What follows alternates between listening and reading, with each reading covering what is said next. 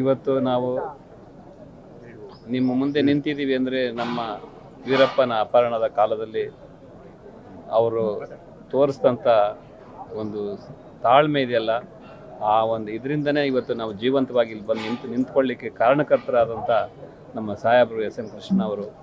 ಇವತ್ತು ಅವ್ರನ್ನ ಕಳ್ಕೊಂಡಿದ್ದೀವಿ. ತುಂಬ ಕಷ್ಟ ಆಗ್ತಾಯಿದೆ. ಭಗವಂತ ಅವರ ಆತ್ಮಕ್ಕೆ ಶಾಂತಿ ಸಿಗಲಿ.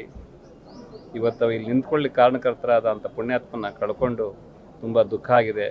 ಅವ್ರಿಗೆ ಆತ್ಮಕ್ಕೆ ಶಾಂತಿ ಸಿಗಲಿ ಅಂತ ಮತ್ತೊಮ್ಮೆ ಹೇಳ್ತೀನಿ. ಅಷ್ಟೇ ನಾನು ಮಾತಾಡ್ತೀನಿ. ಅದು ನಿಜವಾಗಿ ನಾವು ಒಳಗಡೆ ಇದ್ವಿ, ನಮಗೆ ಗೊತ್ತಾಗ್ತಿರ್ಲಿಲ್ಲ.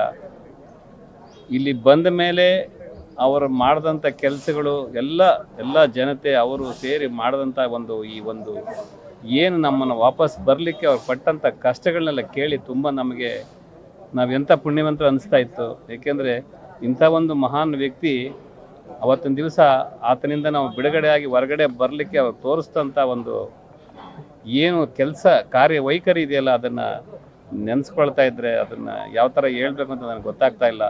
ಅವ್ರ ಆತ್ಮಕ್ಕೆ ಶಾಂತಿ ಸಿಗಲಿ ಅಂತ ಮತ್ತೊಮ್ಮೆ ಹೇಳಕ್ಕೆ ಇಷ್ಟಪಡ್ತೀನಿ.